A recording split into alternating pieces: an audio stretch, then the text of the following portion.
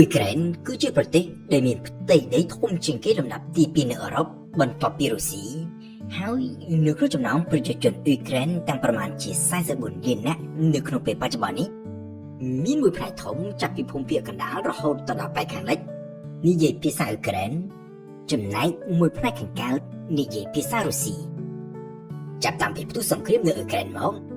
មានសំណួរជាច្រើនបានចោទឡើងជុំវិញប្រវត្តិនៃប្រទេសអ៊ុយក្រែនចោទស៊ូក៏ដោយសារតែលោក Vladimir Putin ប្រធានាធិបតីរុស្ស៊ីដែលបានលើកទ័ពជួឈ្លានពានអ៊ុយក្រែនកាលពីថ្ងៃទី24កុម្ភៈកន្លងទៅនេះបានលើកឡើងជាច្រើនលើកថាអ៊ុយក្រែននេះកាលពីដើមរៀងមកមិនធ្លាប់មានប្រវត្តិជារដ្ឋឯករាជ្យនោះទេដោយទឹកដីប្រទេសអ៊ុយក្រែនបច្ចុប្បន្ននេះមួយភាគធំគឺជាអតីតទឹកដីរបស់រុស្ស៊ីហើយថារដ្ឋអ៊ុយក្រែនបច្ចុប្បន្ននេះទើបនឹងត្រូវបានបង្កើតឡើងនៅដើមសតវត្សទី20ថ្មីនេះតែប៉ុណ្ណោះហើយបង្កើតឡើងដោយរុស្ស៊ីឬនិយាយឲ្យចំបង្កើតឡើងដោយរុស្ស៊ីប៊ុលសេវិករដ្ឋអ៊ុយក្រែនបច្ចុប្បន្ននេះបានទទួលឯករាជ្យកាលពីខែធ្នូឆ្នាំ1991កន្លងទៅក្រោយពីសហភាពសូវៀតត្រូវដួលរលំក៏ប៉ុន្តែប្រជាជាតិអ៊ុយក្រែនមិនមែនទើបនឹងចាប់កំណើតនៅក្នុងសតវត្សទី20នេះទេផ្ទុយទៅវិញអ៊ុយក្រែនមានប្រវត្តិតាំងពីរាប់សតវត្សមុនមកម្ល៉េះជាប្រវត្តិសាស្ត្រដ៏សែនស្មុគស្មាញហើយមានទំនាក់ទំនងយ៉ាងចាក់ស្រេះជាមួយនឹងប្រវត្តិរបស់រុស្ស៊ីដែលមានឫសគល់វប្បធម៌ចេញពីទីក្រុងគៀវនៅលើដែនដីអ៊ុយក្រែនបច្ចុប្បន្ននេះមានប្រជាជនរស់នៅតាំងពីសម័យបុរេប្រវត្តិមកម្ល៉េះហើយនៅក្នុងអំឡុងសតវត្សទី9នៃគ្រិស្តសករាជនៅជុំវិញទីក្រុងគៀវបច្ចុប្បន្ននេះមាននគរមួយឈ្មោះថាគៀវរុសជានគរស្លាវដ៏ធំមួយដែលជាឫសគល់រួមគ្នានៃប្រវត្តិរបស់ប្រទេសចំនួន3នៅក្នុងសម័យកាលទំនើបនេះគឺអ៊ុយក្រែនរុស្ស៊ីនិងបេឡារុសហើយមកទល់នឹងសប្តាហ៍នេះប្រទេសទាំង3នៅតែបន្តប្រទិញប្រទល់គ្នាដោយអះអាងឬរៀបខ្លួនថាគឺជាអ្នកស្នងមរតកពីនគរគៀវរុសឬពេលខ្លះតែបានគេហៅដោយខ្លីថានគរគៀវធ្លាប់ជានគរដ៏ខ្លាំងមួយជាមហាអំណាចនៅក្នុងតំបន់អឺរ៉ុបដោយកាន់កាប់ដែនដីលាតសន្ធឹងចាប់តាំងពីសមុទ្រខ្មៅនៅប៉ែកខាងត្បូងរហូតទៅដល់សមុទ្របាល់ទិកនៅប៉ែកខាងជើងក៏ប៉ុន្តែយុគសម័យរុងរឿងនេះមិនបានស្ថិតថេរនៅជារឿយរហូតនោះទេដោយក្រោយមកទៀតនគរគៀវរុសត្រូវធ្លាក់ចុះទន់ខ្សោយដោយសារតែមានការគំរាមកំហែងពីខាងក្រៅនោះផងហើយរឹតតែសំខាន់ជាងនេះទៅទៀតគឺដោយសារតែមានចំនួនផ្ទៃក្នុងដណ្ដើមរាជបល្ល័ង្កគ្នាដែលកើតមានឡើងជាប់ជាប្រចាំពីការស្នងរាជមួយទៅការស្នងរាជមួយទៀតរបៀបស្នងរាជនៃនគរគៀវរុសនៅពេលនោះគឺនៅក្រៅពេលដែលស្ដេចចូលទាវង្គតឬច្បត់ច្បងគេត្រូវស្នងរាជគ្រប់គ្រងរាជធានីគៀវដែលជាអំណាចកណ្ដាលចំណែកឬច្បត់ផ្សេងទៀតត្រូវបែងចែកគ្នាកាន់កាប់ខ្សាត់បរិយតូចផ្សេងទៀតដែលជានគរចំណោះ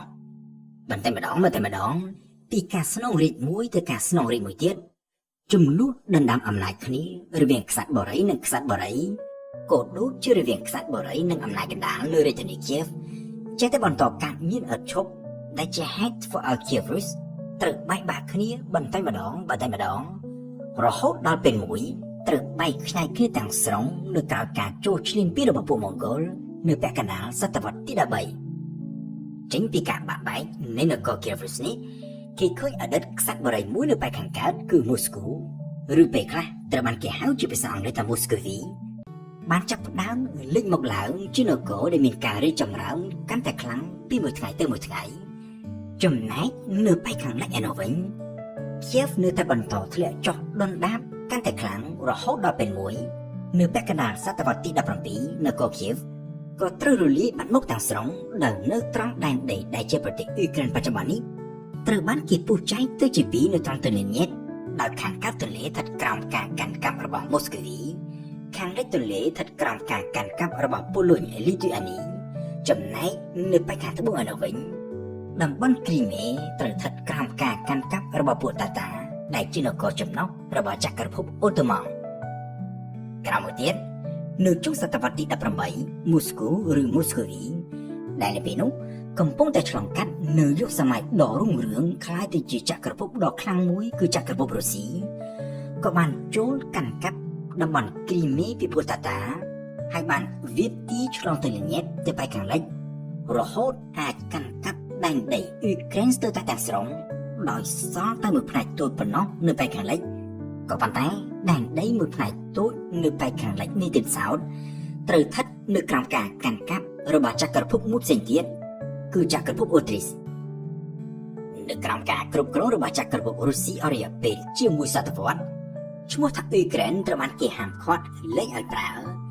ដោយដែននេះអ៊ុយក្រែនត្រូវបានគេដាក់ឈ្មោះថ្មីមួយចំនួនវិញគឺម៉ាឡារុសដែលមានន័យជាភាសាបារាំងថា Petite Russie ឬជាភាសាអង់គ្លេសថា Little Russia នៅឆ្នាំ1917ការបដិវត្តន៍ផ្ដួលរំលំស្ដេចសារហើយចក្រភពរុស្ស៊ីត្រូវបញ្ចប់អ៊ុយក្រែនបានប្រកាសជារដ្ឋឯករាជ្យក៏ប៉ុន្តែនៅឆ្នាំ1922រដ្ឋឯករាជ្យអ៊ុយក្រែនថ្មីនេះត្រូវបានបដិវត្តន៍ប៊ុលឆេវិក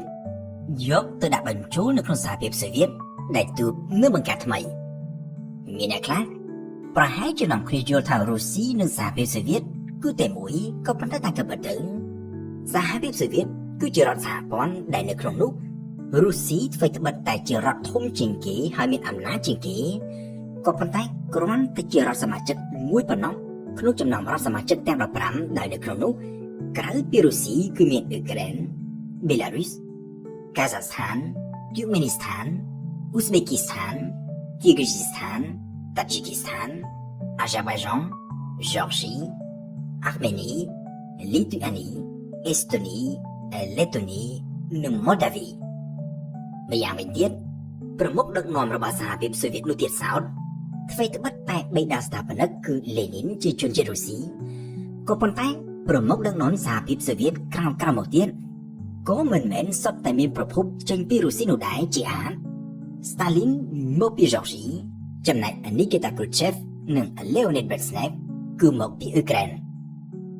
នៅក្រៅការដួលរលំចិញ្ចាំងក្រុងបែរឡាំងបិទបញ្ចប់សង្គ្រាមត្រជាក់នៅឆ្នាំ1989សហភាពសូវៀតក៏ត្រូវដួលរលំហើយរដ្ឋជាសមាជិកទាំង15ក៏បាននាំគ្នាប្រកាសបង្កើតជារដ្ឋឯករាជ្យដាច់ពីគ្នារៀងៗខ្លួនដែលនៅក្នុងនោះ